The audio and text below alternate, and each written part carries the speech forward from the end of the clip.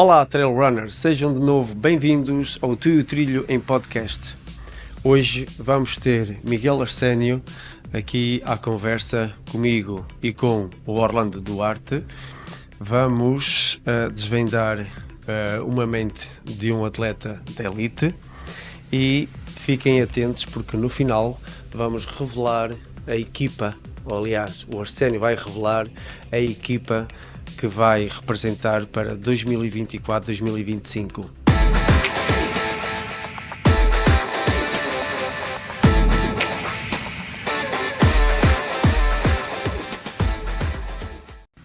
Muitos de vocês conhecem o Miguel Arsénio dos trilhos, mas nem sempre foi assim. Ele veio do PTT, teve alguma experiência, algum contacto com um corta-mato, fez alguma estrada e houve ali um período em que ele teve indeciso se iria apostar na estrada ou a dedicar-se ao trail. Ele fez muitas provas a nível nacional e a nível internacional. Destaco algumas que ele fez em 2024. Fez os Abutres em janeiro, fevereiro fez o Stute, a Transgrande Canária, em abril o Tchugo, o Trail de Coração do Ribatejo, fez também o Miúte, em maio o Estrela Grande Trail, fez também o Demo Trail, em junho o Swiss Canyon, a Ultra Sky de Madeira, em julho vai ao Val d'Aran, agosto o TMB, em outubro vai ao Salomon Ultra Pirineus e por fim aqui o Grande Trail de Templiers, a última prova que ele realizou e que nos vai também falar sobre essa prova.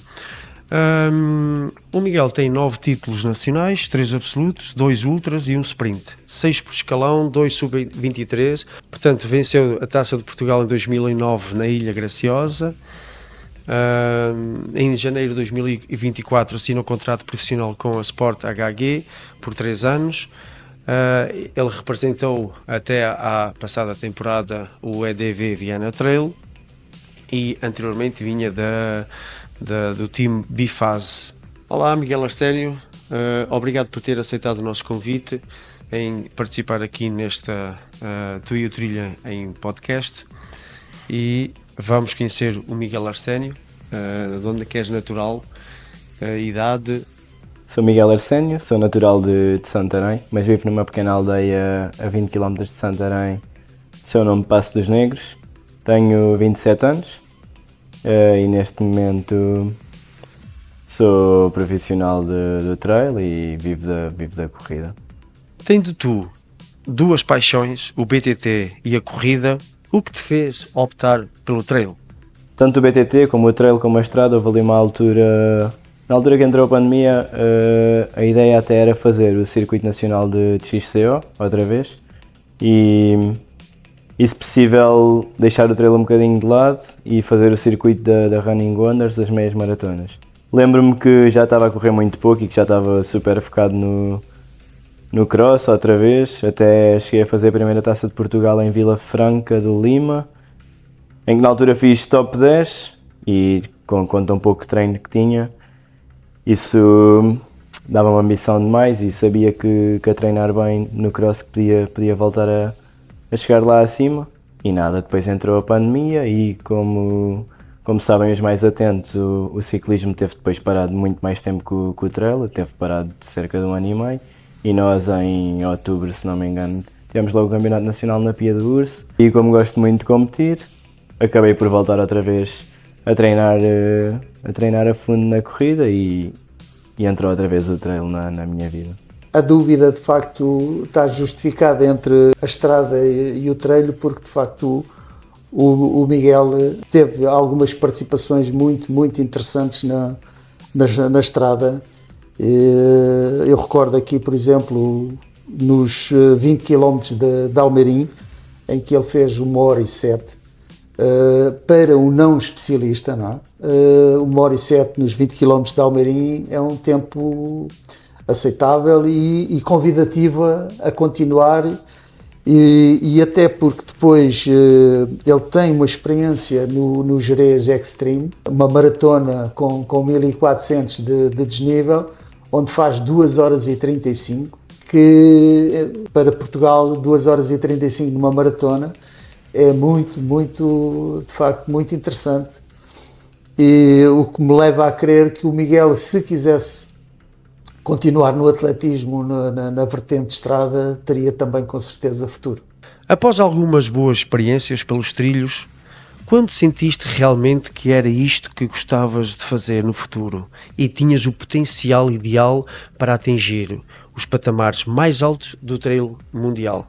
Eu tenho uma parte final ali do ano 2020, creio que foi 2020, que é quando ganhei a Maratona do Gerês. Estava em muito boa forma. E logo a seguir, Bos Abutres fazer segundo atrás do André. E é aí que tenho o primeiro contacto com o Jordi, da HG. E na altura o Jordi desafiou-me a fazer umas corridas por eles. E aí vi que tinha a porta aberta. Entretanto, preparo bem a Lausanne, o Golden Trail Series, a Golden Trail National Series, que ganho com um bom tempo, comparado a tempos anteriores, como o recorde do Stian, que acabei por fazer mais 4 minutos. E foi aí que comecei a perceber que se me aplicasse mesmo a sério, que podia fazer bons resultados, tanto que nesse ano vou a Pénia Golosa. Levo um choque de realidade, porque o nível competitivo é muito maior, mas uns 3 meses depois acabo por fazer logo segundo na maratona em Lavaredo e começa aí a minha história mais a sério com a Sport HG. Mas há uma prova que eu lembro-me de te acompanhar, porque pronto, eu acompanhava também os campeonatos nacionais e lembro de uma prova porque não tinhas pontos suficientes para participar nessa prova. Estiveste muito nas vistas, não é? E falaram muito de ti. Foi na prova do EGT, na prova Ultra, em que tu, em termos de tempo, ficaste em segundo, não é? Da prova aberta, ganhaste. Mas depois, a nível geral, ficaste em segundo. Portanto, quem foi o campeão nacional foi o Ricardo Silva. Acho que deste aí um toque da tua graça. Portanto, partiste muito forte. Nós a pensarmos que ias quebrar, não quebraste e manteste-me o ritmo sempre até ao final. Lembras dessa prova? Lembro-me dessa prova, partimos um grupo aí de 7 atletas na altura, que eu na altura nem conhecia ninguém, mas agora que o passar, depois comecei a conhecer toda a gente, né? Na altura tínhamos o Mário Elson no grupo, o Ricardo Aires, o Tiago Romão, que na altura eram todos super atletas e que para mim eu nem os conhecia, estava a correr aí há uns 7 meses. E é a tal cena do querer sempre mais e mais, e eu vou fazer uma ultra, mas se é para fazer uma ultra tem que ser uma ultra boa. Quando eu fazia ciclismo passava muitas horas na Serra da Estrela e na altura tinha um colega de equipa que era o David Souza e o David disse, vai haver o campeonato nacional que vai ser na Serra da Estrela. Eu disse, então vai ser mesmo essa ultra que eu me vou estrear. E nem foi por ser campeonato nacional nem nada, para mim era mais uma ultra e as coisas acabaram por sair. Cheguei à Torre junto com o Ricardo, depois acabo por fazer a descida toda do Major e a entrada toda no Vale Glaciar sempre com ele, a conversar. E depois os quilómetros começaram a tomar mais conta de mim, mas já tínhamos muito tempo de avanço para trás e eles nunca me apanharam e acabei por fazer segundo. Pronto, aí acho que a comunidade trailista reparou em ti e como eras um outsider do trail e aparecer e fazer logo ali tão bom resultado, quem é que é o Miguel Arsénio, tal e qual como aquela história do atleta verde. Sim, eu não acompanhei essa prova que vocês referiram, para mim o Miguel apareceu-me nesse campeonato nacional de trail na Serra d'Arga. Onde aí eu fui surpreendido pela positiva, mas não só eu, como o comentador que na altura estava a fazer os comentários daqueles segmentos em direto, onde apareceu um rapaz de camisola verde, juntamente com o André Rodrigues e com o Dário Moitoso e com o Romeu Gouveia, em que ele foi referido várias vezes como o rapaz da camisola verde e era o primeiro e nem sequer sabia o nome dele, não, mas hoje já toda a gente sabe quem é o Miguel. Mas há bocado falaste aí num nome artístico, digo eu, que foi o Mike Show, Isso surgiu-te, foi iniciativa tua? Tem a ver com um grupo de amigos que temos Ok. e que o Mike Show vem dessa loucura, digamos assim, de sair à frente à morte. Exatamente. E depois é tal coisa, ou há show ou há explosão. E pronto, começou assim com o Mike Show e depois ficou. É assim, relativamente a esta situação do partir forte, eu pessoalmente, quer esteja a ver, ou eu propriamente, eu não gosto de correr de partidas fortes, não é? Gosto daquele atleta que começa de trás para a frente e acaba categoricamente. Mas reconheço que é espetacular quando corre bem, quando a coisa acaba bem, não é? E, de facto, há atletas que não dão hipótese. Eu recordo-me, e toda a gente em Portugal se recordará com certeza, os mais velhos, do exemplo do Carlos Lopes. O Carlos Lopes só tinha uma velocidade e a estratégia dele era correr para ganhar. Ele ia para a frente do pelotão e umas vezes dava, outras vezes não dava, não é? Felizmente a maior parte das vezes dava, não é? Porque o Carlos Lopes era um campeoníssimo. E é o caso também aqui do Miguel, nem sempre dá, mas felizmente tem dado mais vezes que o que não dá, não é? Tens alguma receita ou conselhos para os jovens que se estão a iniciar na modalidade de trail? Queres partilhar alguns ensinamentos de como atingir o teu patamar? Isso pode parecer fácil, mas claro que tens que ter uma boa genética, tens que ter um bocadinho de sorte, mas depois as coisas também não me caíram do céu. Eu tinha um trabalho de 8 horas e mesmo a trabalhar por turnos fazia muitas vezes bidiários e investi muito dinheiro. Eu fui, nos primeiros anos que eu estive na Sport HG, a Sport HG não me pagava deslocações lá fora, não me levou ao UTMB a primeira vez que fui, quando fui a Lavaredo, apesar de depois de lá ter tudo suportado pela equipa, eu tive que pagar os meus voos para Veneza. E um voo para Veneza não é propriamente barato. Por exemplo, um voo para Veneza na altura custou-me 450 euros e eu retinha um ordenado de 770. Nesse mês, mais de metade do ordenado foi para investir nisso. E aí se via as coisas como um investimento e um dia podia vir a pagar. E felizmente pagou, mas há que arriscar. Para chegar aqui tive que investir muito dinheiro, tive que comprar muitos pares de sapatilhas, muita suplementação. Tive que deixar de dormir muitas horas para treinar antes de ir trabalhar. Tive que abdicar muitas vezes do cantinho da lareira depois do trabalho para ir treinar outra vez quando chegava. E depois é isso, é ter um bocadinho de sorte. Felizmente conheci a pessoa certa na altura certa, me deu o apoio que precisava e hoje em dia consegui chegar ao profissionalismo. Mas acima de tudo é a dedicação e o sacrifício. As pessoas podem dizer que se gostas de fazer, não é sacrifício. Tu não estás todos os dias motivado. E às vezes é um sacrifício. Claro que é um sacrifício, ninguém sai aí para fazer 20 km à chuva ali por prazer. Muitas vezes é um sacrifício, mas é um sacrifício que depois mais tarde pode valer a pena e é sem arrependimentos. Se der, dá, se não der, não dá. É arriscar. A vida vai ser sempre assim, vai ser sempre feita de riscos, de oportunidades, umas agarras, outras desperdiças. Por exemplo, quando fazia BTT, o meu treinador na altura, o Pedro Bento, que é um treinador lá da Almeirim, mas que fez muitos campeões nacionais, dizia muitas vezes, tu se quiseres podes ser dos melhores do mundo. E infelizmente aos 18 anos comecei logo a trabalhar. Na altura, quando comecei a trabalhar há 10 anos, se as pessoas já se esqueceram, o ordenado mínimo eram 505 euros, que eu nunca me vou esquecer que o meu primeiro ordenado era 505 euros, e eu que com 505 euros sustentar uma bicicleta, suplementação, deslocações, era praticamente impossível e acabei por deixar o ciclismo na altura. Perdi essa oportunidade, agora apareceu-me esta e decidi agarrá-la com tudo. Há pouco referiste que tinhas treinador enquanto praticante de BTT. Neste momento, tens treinador que te oriente os treinos?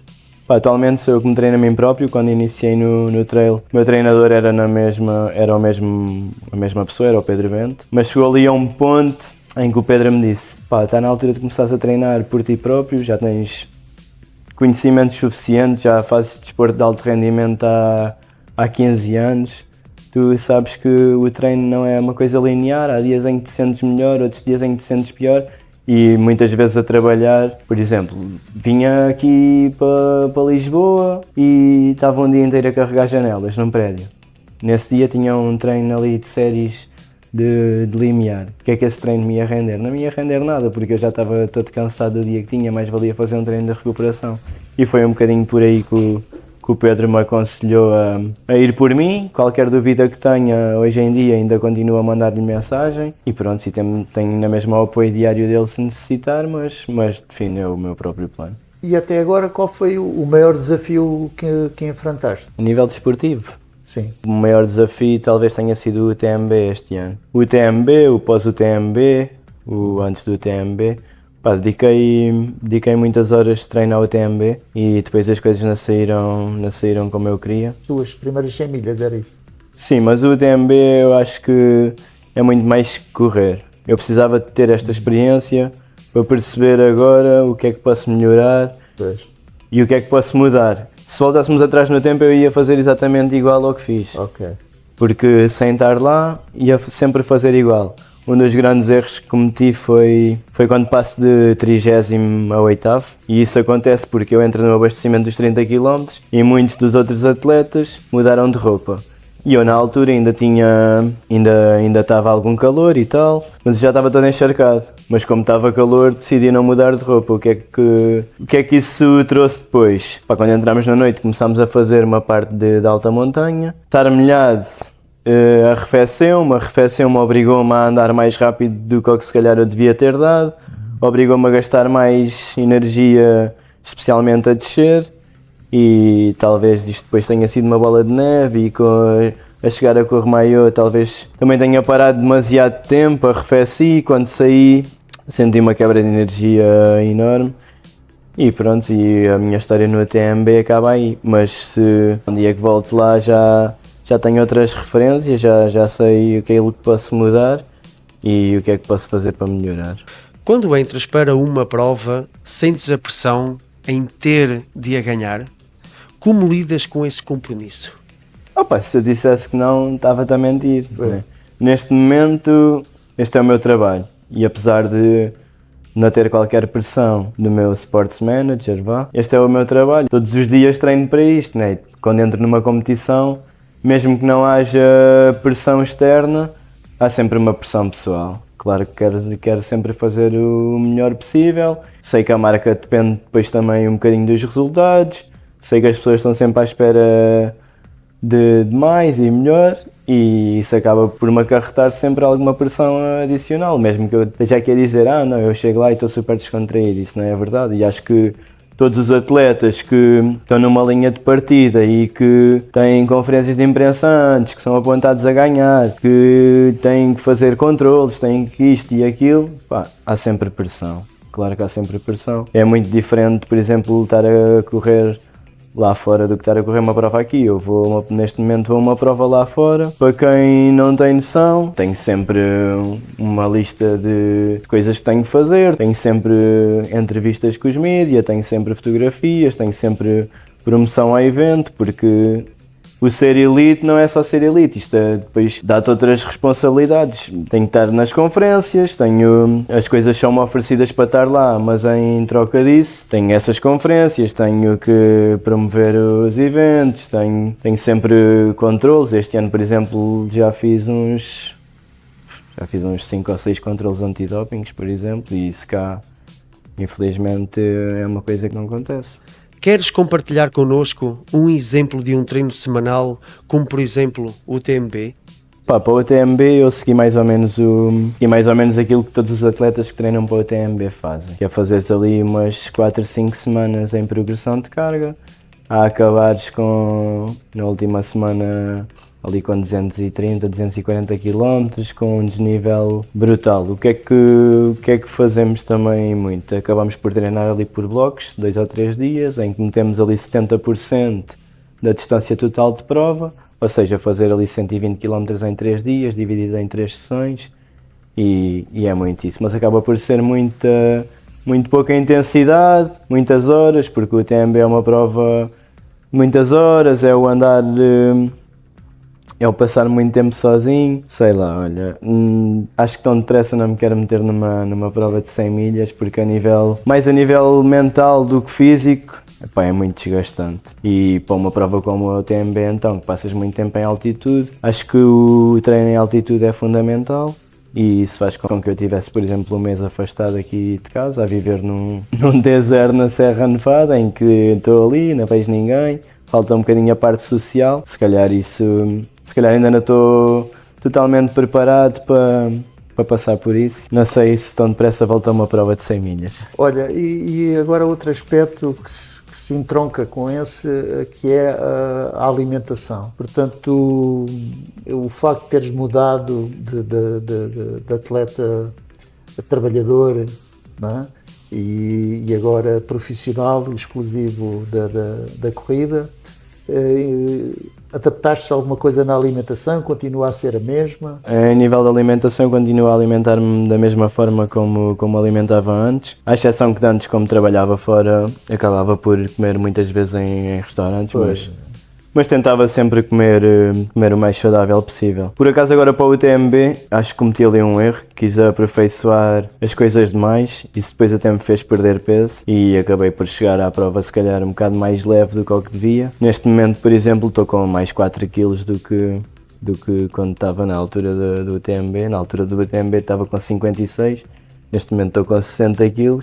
Apesar de estar mais pesado, sinto-me mais forte e mais saudável. Pode ser mais assim. massa muscular. Alguma alimentação especial? É mediterrânica ou é vegetariana? Ou... Não, faço uma dieta mediterrânica como Sim. o normal. Eu em tempos tentei ser ovo-lácteo vegetariano, comia ovos. Pá, inicialmente até senti uma melhora de performance, mas depois comecei a estagnar e na verdade a alimentação saía-me tão a mais cara do que a comer todo o tipo de alimentos e acabei por voltar ao normal. Nesta próxima época, os teus objetivos passam a nível nacional e internacional ou metade? O que é que estás a pensar a fazer? Pá, para o ano gostava de... Pá, a nível o calendário vai ser sempre mais focado a nível internacional, porque as provas lá fora dão muito mais dinheiro do que as provas cá e num desporto em qualquer desporto de alto rendimento, tu chegas a uma idade em que já não vais conseguir render mais. Há que aproveitar enquanto estás lá em cima para tentar ganhar o máximo de dinheiro possível. E uma prova como a Transgran Canária, por exemplo, dá 5.000 euros ao primeiro. Tu cá em Portugal, a prova que paga mais era a Povoação e o Sky da Madeira, que dão 1.000 euros ao primeiro. É um quinto do que essa prova dá. Por isso, o foco é sempre mais as provas lá fora. Pá, tenho que ir tirar a espinha do ano passado da Transgran Canária, tenho que lá voltar e a fazer mais 2 ou 3 provas de 100 km lá fora. A nível nacional, gostava de voltar a renovar o título de Ultra Trail, de fazer o campeonato de trail longo. Este ano também gostava de fazer a distância de 30 km. Sei que também o objetivo grande teu para 2025 é voltar outra vez ao UTMB. Opa, eu gostava de voltar ao UTMB, mas o meu chefe de equipa proibiu-me de correr distâncias de 100 milhas. Ele é o meu patrão, né? E ele diz-me que não quer que eu faça distâncias de 100 milhas. Prefere que eu me foque mais nas distâncias de 100 km para deixar as 100 milhas para o lado, que eu não preciso disso. Tenho muitos anos para tentar as provas de 100 milhas e pediu-me que não as faça por agora. E pronto, gostava de voltar ao UTMB, claro, mas a voltar terá que ser para a distância CCC. Ainda que não tenho stones e isso obriga-me a correr provas UTMB e neste momento não há nenhuma prova UTMB. Com o teu índice precisas de stones? Com o meu índice preciso de stones. Com 926 pontos precisas de stones? Preciso sempre de stones para concorrer ao UTMB. E UTMB este ano tive que pagar uma inscrição como todos os outros atletas, 450 euros de inscrição. Mas antes eles davam entrada direta e gratuita nos elite de 900 para cima, não?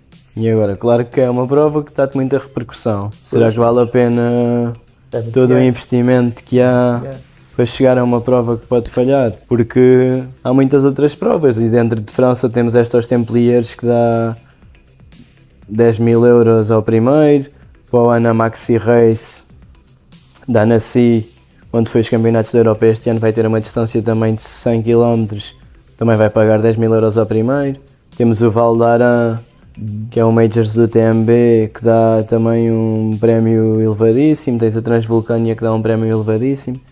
Será que vale a pena? Sim. É que para correr essas distâncias de 100 km no UTMB tens que te apurar numa distância de 100 km antes, e as provas do UTMB, a maioria, não te dá nada. E será que vale a pena estar a gastar calendário para te apurares para depois ires lá e estar a disputar um prémio igual a uma prova, a uma Maxi Race ou a uma prova assim? É só, o UTMB é só mesmo pela repercussão que dá depois ao atleta. Claro que se fizeres ali um pódio ou se ganhares uma prova, tens ali a vida feita. O UTMB é um pouco como os Jogos Olímpicos, não se ganha lá nada, mas pode-se vir a ganhar muito. Claro, é isso mesmo. É. Não, mas eles este ano já subiram bem os prémios e tinham que o fazer. A cobrar inscrições como eles cobram, não fazia sentido nenhum que fosse uma prova que só dá uma medalha no final. Há alguma prova que tu gostasses de fazer que ainda não tivesses feito? Que está ali debaixo do olho? Opa, há duas provas que eu adorava fazer e que eu vou acabar por fazer, que é a Transvulcânia e é o 120 de Lavaredo. Apesar de já ter estado em Lavaredo, foi na maratona e o sítio... As Dolomitas inspiram. As Dolomitas, acho que foi o melhor sítio do mundo onde eu tive para correr trail, a seguir à Madeira. Engraçado, eu pensava que ias dizer Zé Gama. Não sei, é uma prova que eu já fiz o quilómetro vertical e adorei.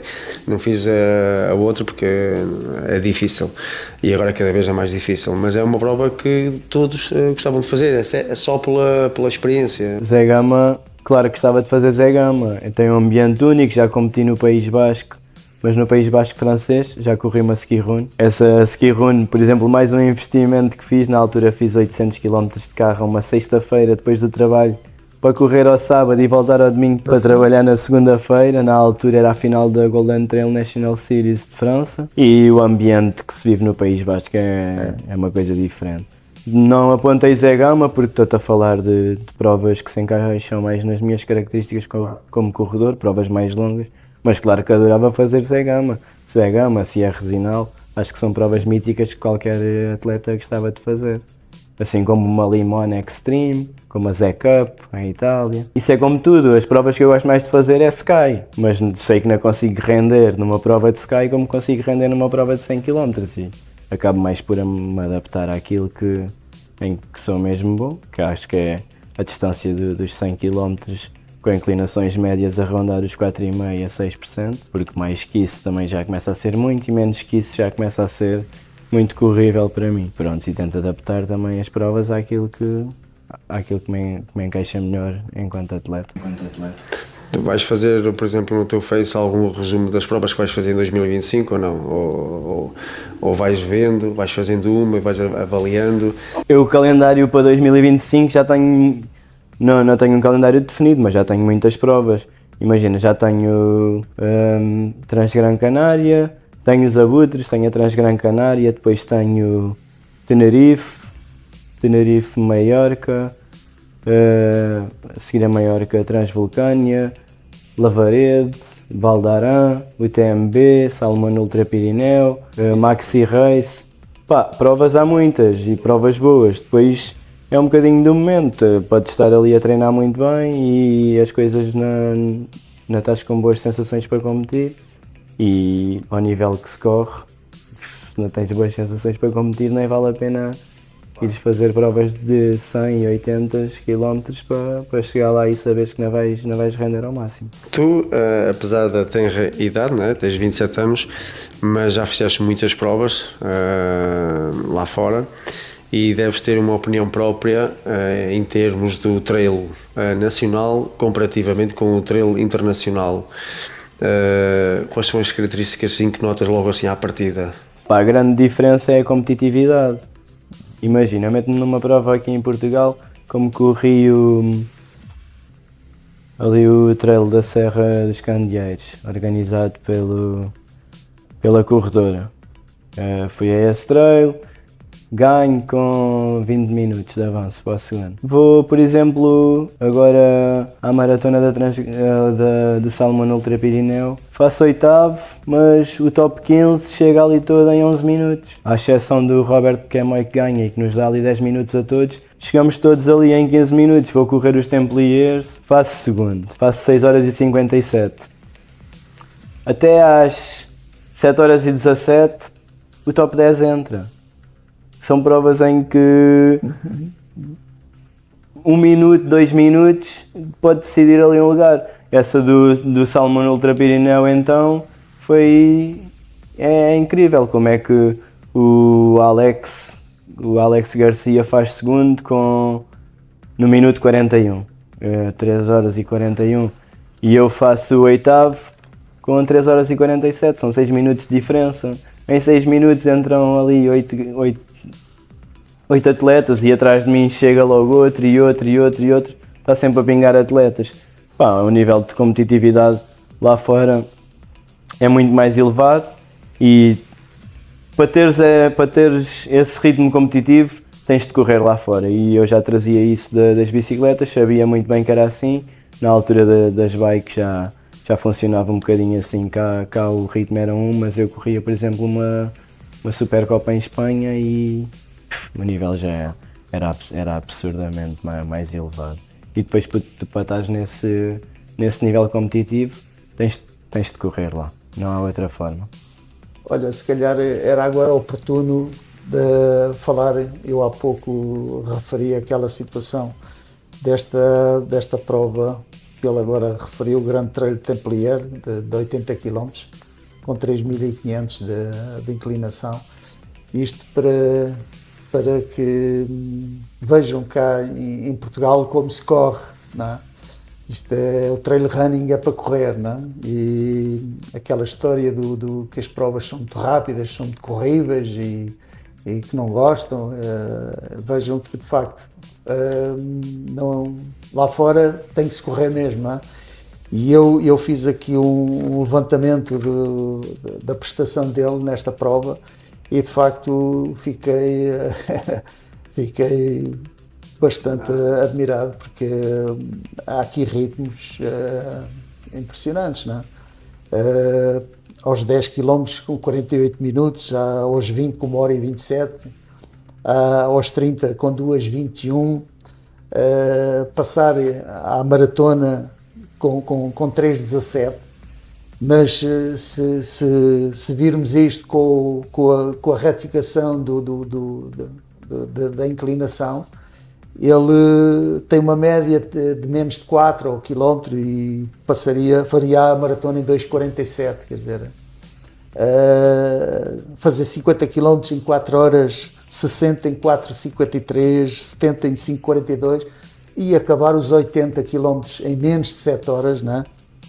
Que dá uma média de 5:9, com a retificação da inclinação daria uma média de 4:17. Isto é impressionante. E depois mais, o que eu me admirei mais eu tive acesso portanto, às zonas de ritmo, e ele anda na Z1 45%, na Z2 43%, ou seja, a maior parte, 88%, ele andou nestes ritmos, quer dizer, tem uma caixa fabulosa, não é? E tudo isto, ele parou 2 minutos, portanto, o tempo de corrida e o tempo de prova, há 2 minutos de diferença, portanto, isto foi sempre a rasgar. É de facto admirável esta prestação. Os Templiers é uma prova que eu já tinha feito ano passado e que tinha mais ou menos a noção de como é que se corria. Os Templiers é uma prova em que, por exemplo, o material obrigatório é 500 ml de água e um copo. Não há mais nada obrigatório. Tu aquilo corre-se, é para correr. É para correr. E sei lá, tinha mais ou menos os tempos bem definidos. Pá, consumo Tailwind e depois meto outras coisas que complementam o Tailwind e tenho ali as gramas mais ou menos definidas por hora, ainda que há dias em que as gramas entram todas, outros não entram tão bem, mas os Templiers é uma daquelas provas em que não paras. Se calhar o tempo que está ali de paragem é 2 minutos, mas na realidade em abastecimentos deve ter sido aí 1 minuto, porque o outro minuto é às vezes erros de GPS ou estás mais parado para subir uma pedra e dá ali um delay, porque é uma daquelas provas em que tu nunca paras, é largar um flasco, agarrar outro e sempre E a importância da equipa ou da pessoa que está no abastecimento, portanto, isso é muito importante. É muito importante, é muito importante. É muito importante numa prova como os Templiers, então ainda é mais importante, porque é uma prova em que se corre ali muito ao minuto e é importante ter sempre referências Tipo para quem vai na mudar frente. de pneus e... Mas neste dia as coisas correram extraordinariamente É aquele bem. dia que sai bem, não é? Correu tudo muito bem. Há a tendência às vezes de iniciar com pulsos muito altos e depois teres uma quebra de pulso e não o conseguires subir. E nos Templiers, por exemplo, consegui subir o pulso da mesma maneira aos 10 km que estava a conseguir subir aos 70. Isso mostra que não houve quebra física, não houve quebra a nível de nada, estava tudo a funcionar bem. Acabei com pernas e correu bem. Sim, Correu bem. a média foi de 143 batidas por minuto, com uma máxima de 160. 143 batidas por minuto, 143 batidas. Sim, este ano, isto é assim, a Sport HG é uma empresa, Sport HG / AML Sport. A Sport HG é uma marca de...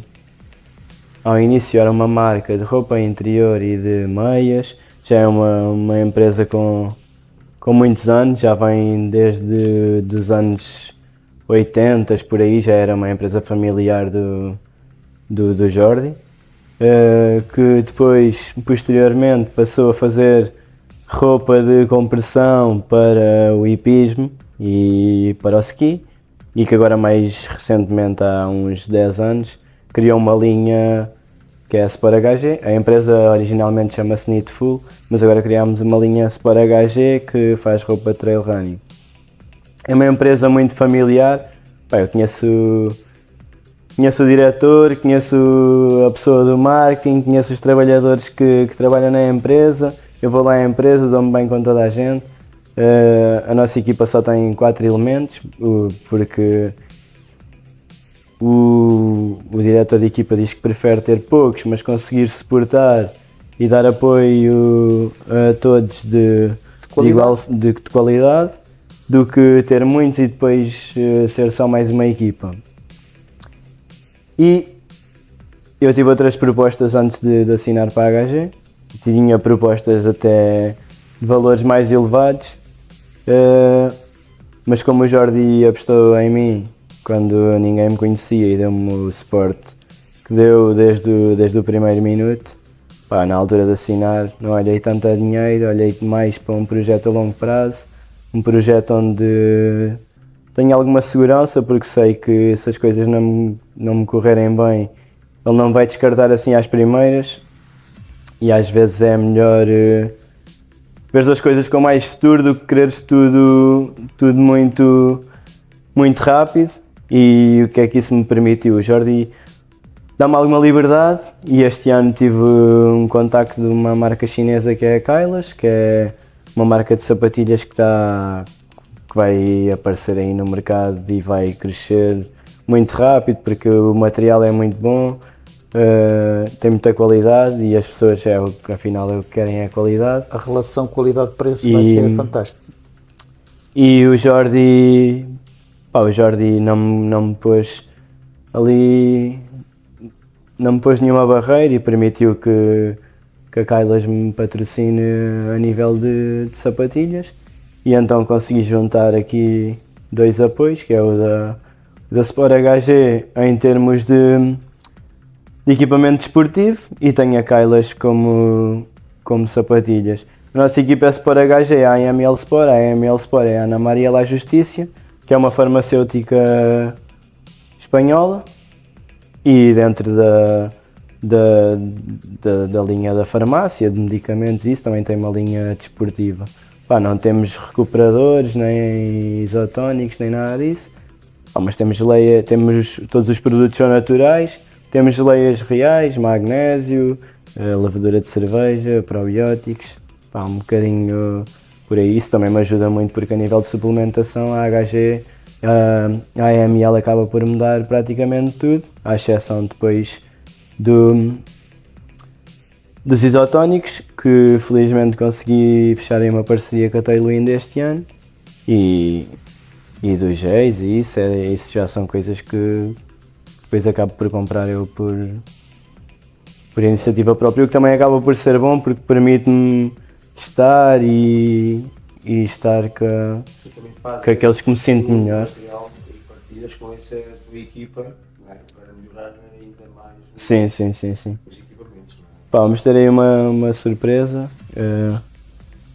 que depois já de sair Vai haver aí, novidades? vai haver aí novidades de uma linha de roupa aí da HG, que felizmente posso estar no apoio de como as coisas são feitas, e vamos lançar aí uma linha de compressão aí nova, que eu acho que vai ser bom. Assim como com a Kailas também tenho a oportunidade de diariamente poder falar com os engenheiros e definir materiais.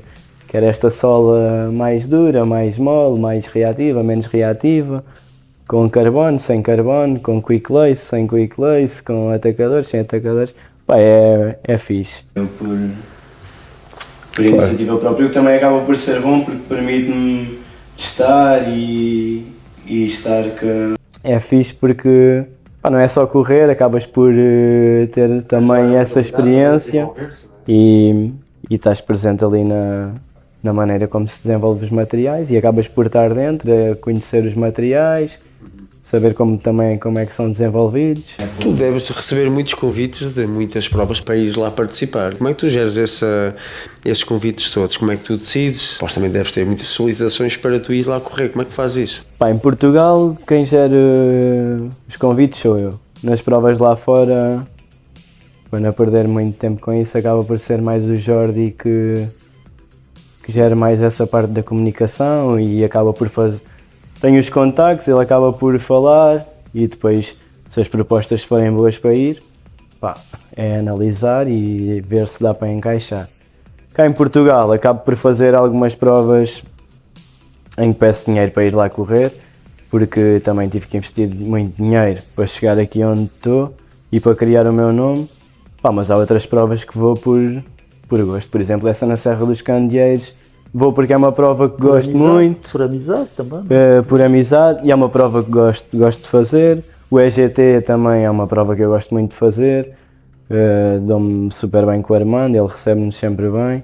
Pá, provas que eu tenho interesse de fazer, eu não vou dizer paguem-me para eu ir aí correr, não fazia qualquer sentido, se o interesse é meu. Agora, quando o interesse é das provas, pá, claro que tento ganhar a minha parte, porque, por exemplo, este ano as 3 provas que tens com mais ranking em Portugal é o Campeonato Nacional, é o Tchugo e é os Abutres. Essas 3 provas fui eu que ganhei. E porque é que o índice atribuído é tão alto?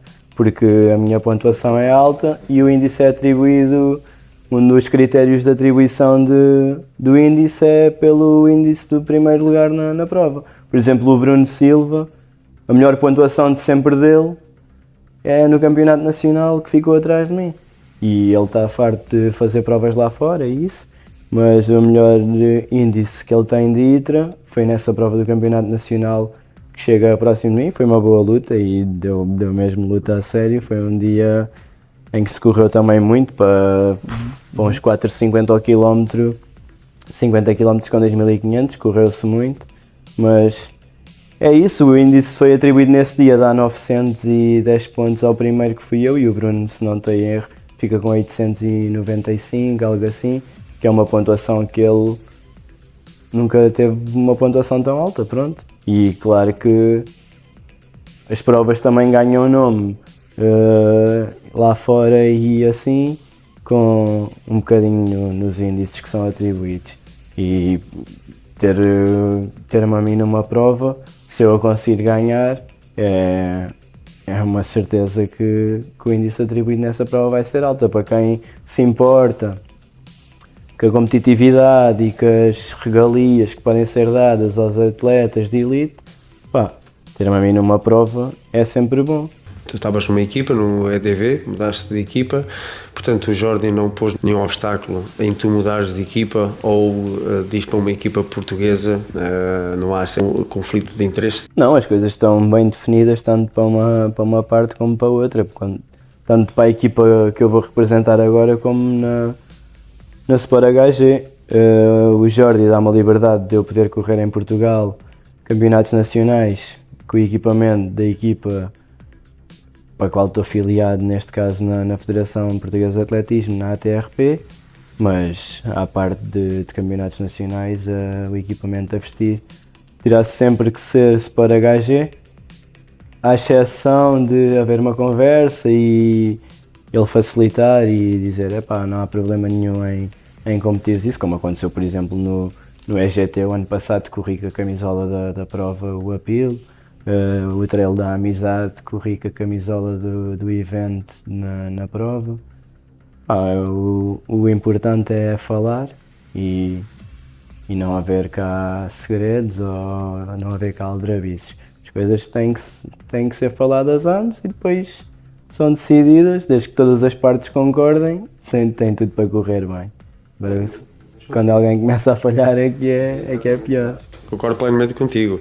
Já nos estamos a aproximar aqui na parte final da nossa entrevista, mas ainda há aí uma ou outra pergunta que eu gostava de perguntar, que é, nós estamos a ver que os atletas estão-se a tornar profissionais, estão a apostar na sua carreira, as equipas também estão-se a reforçar e estão a tornar-se também profissionais, e o investimento de uma equipa com já atletas profissionais também já tem que ter um budget bastante grande, mas depois temos um déficit em termos de quem nos rege, em termos da modalidade, que em vez de nos impulsionar, o trail nacional está a marcar passo.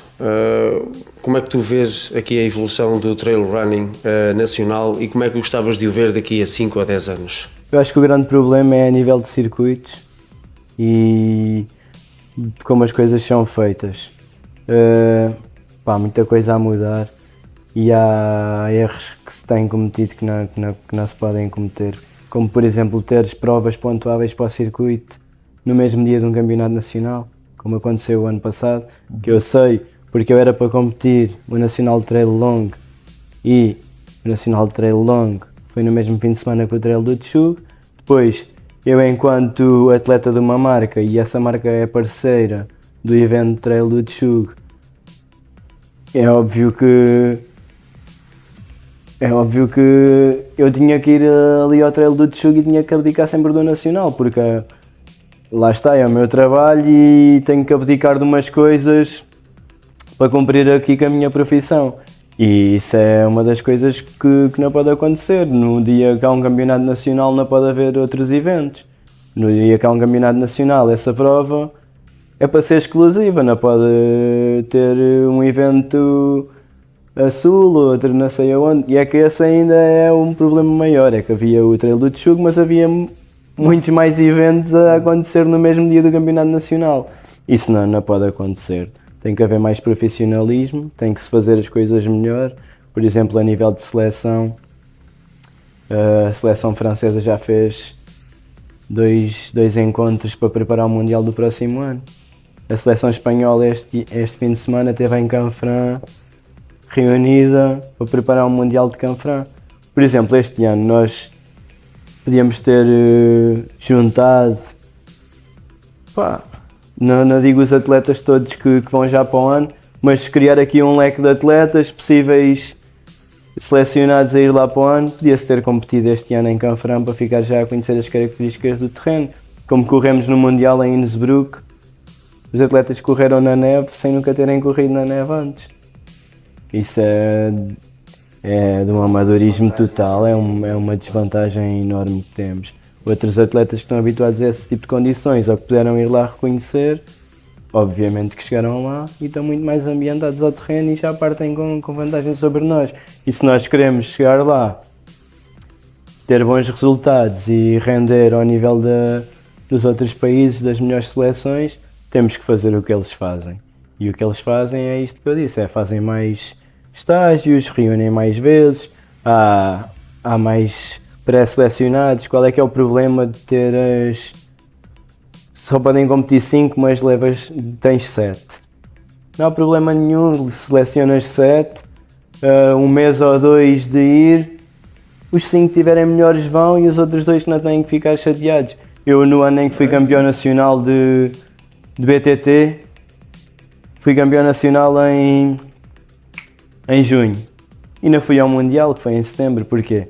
Porque havia 3 atletas que estavam em mais forma que eu, juntámos no velódromo em Sangalhos, fez-se testes e na altura eu não estava a andar tanto como os atletas que foram estavam. E eu era o atual campeão nacional e fui deixado de fora. É isso mesmo. E percebi porque é que fui deixado de fora, porque os testes foram feitos, fizemos testes ali de lactato, testes de não sei o quê, e depois os resultados saíram públicos, que tivemos acesso aos resultados todos e eu fiquei de fora, estava pior que os outros, tive que aceitar a decisão. Estou perfeitamente de acordo com o Miguel, o campeão de janeiro não pode ser absolutamente selecionado para setembro, não é?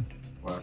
Porque há imenso, portanto nós temos altos e baixos e claro, e é isso. Agora, como campeão tem todo o direito de ser pré-selecionado, isso Claro. É logo o primeiro pré-selecionado, isso é óbvio, não é? Mas faz sentido, uma pré-seleção de 7, 8 atletas e depois os melhores dessa pré-seleção, mais sobre a atualidade, é que avança.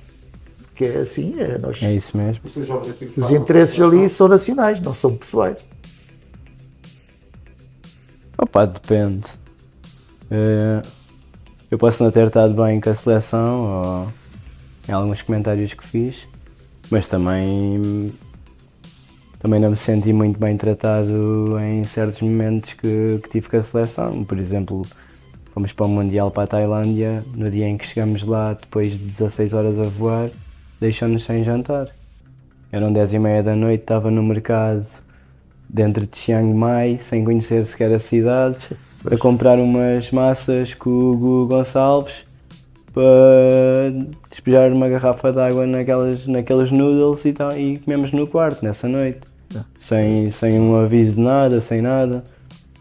E acho que isso é inadmissível, nem é para o nível que estávamos, porque na altura, não vou dizer o nível, porque nem tinha o nível que tenho agora, mas dediquei muito tempo a preparar esse Mundial, ainda que não tenha saído às mil maravilhas. Gastei muitos euros a ir para a Serra da Estrela todos os fins de semana, para treinar bem, a dormir dentro de uma carrinha que tenho, para poupar dinheiro em alojamentos, a dormir dentro da carrinha, mas porque queria treinar a alguma altitude e fazer treinos de qualidade. Passei lá muitos fins de semana, investi muito dinheiro e depois chega-se ali e somos tratados assim. Depois acabei por fazer essas declarações. Alguns membros da ATRP vêm-me comentar os meus posts. Acho que isso não é nada. Um jogador, por exemplo, de futebol, de uma equipa do Benfica, se vier ao Facebook e faz um comentário, os dirigentes do clube não lhe vão responder no comentário, né?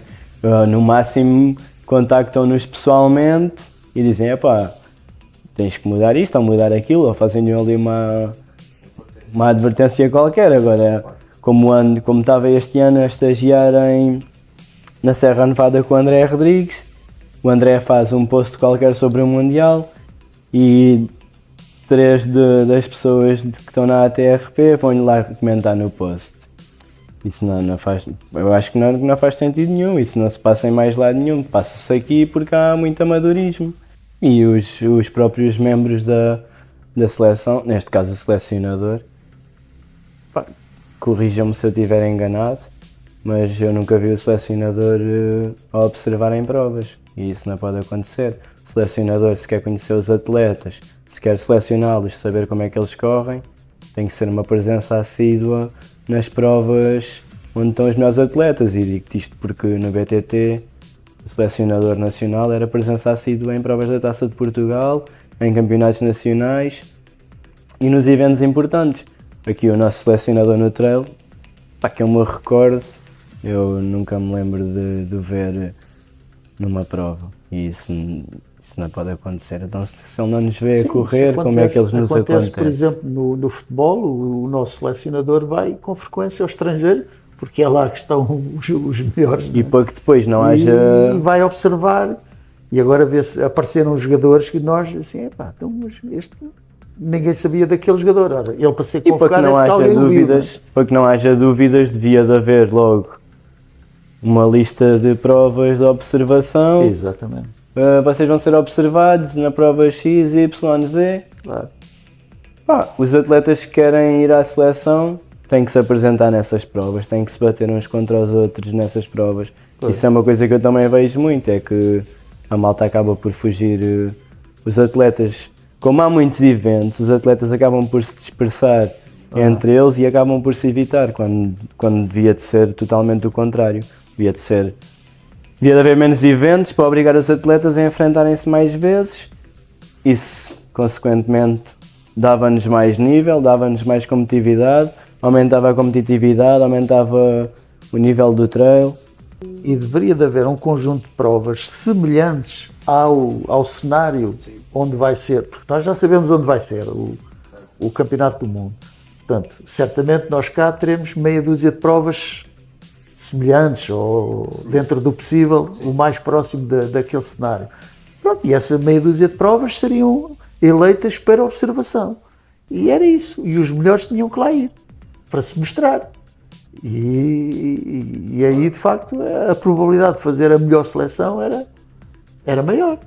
Agora, se eles fogem, se dispersam e vão a provas até às vezes contrárias, o tipo de piso e de perfil contrárias isso é negativo.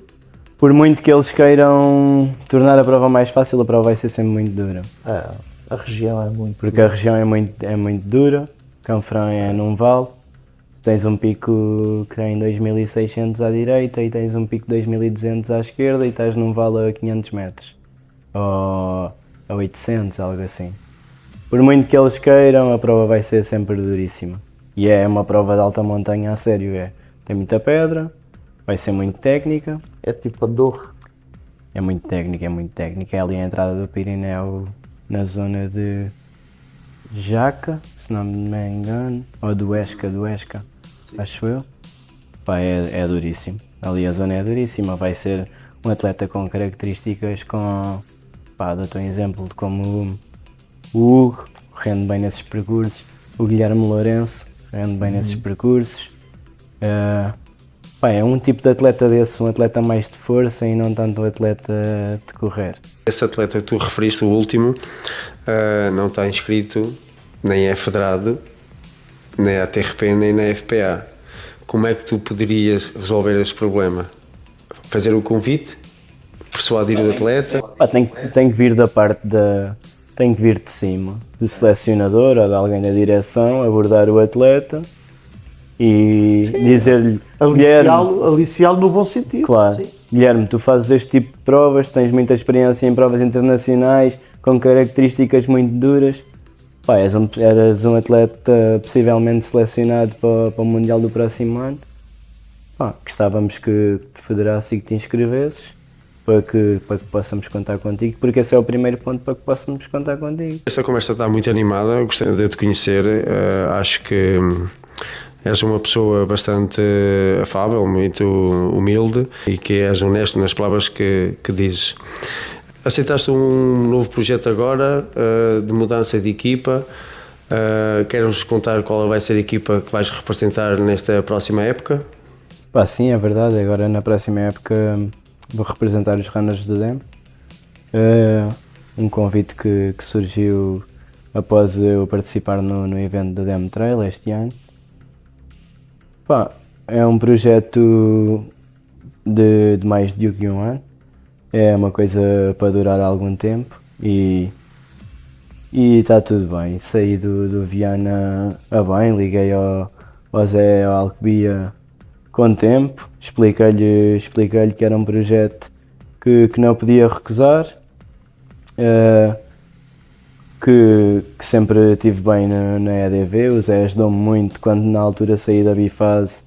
As coisas não correram muito bem na Bifase e fui recebido no EDV de braços abertos. Até hoje na EDV nunca me faltou nada. O Zé sempre me ajudou naquilo que pôde e saí da EDV, pá, liguei-lhe e expliquei-lhe o que é que se passava. O Zé ainda tentou fazer uma contra-proposta, mas na altura disse-lhe que já tinha fechado tudo com a malta do DEM e que não valia a pena ele fazer nenhuma proposta, que esperava que ele não ficasse chateado comigo.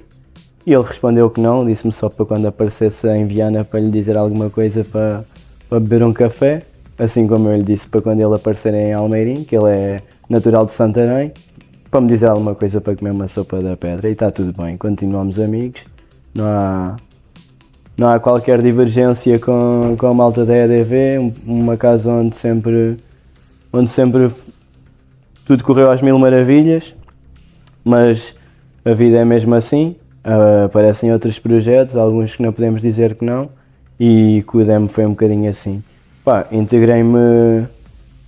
não me integrei, não era integrar que eu queria dizer, era conheci as pessoas de lá, pá, um grupo espetacular, identifico-me com a malta lá de cima, com o presidente e com os outros membros da direção, com a equipa, pessoas que me receberam sempre bem, que nunca deixaram que me faltasse nada lá em cima, e pesou também por aí um bocadinho a decisão de agora integrar este projeto, porque mais do que correr é um projeto que engloba outras coisas, atividades a nível escolar, lá com os miúdos, que é algo que eu também gosto e que pode ser bom no futuro para o meu currículo enquanto pessoa, e também foi um bocadinho por aí.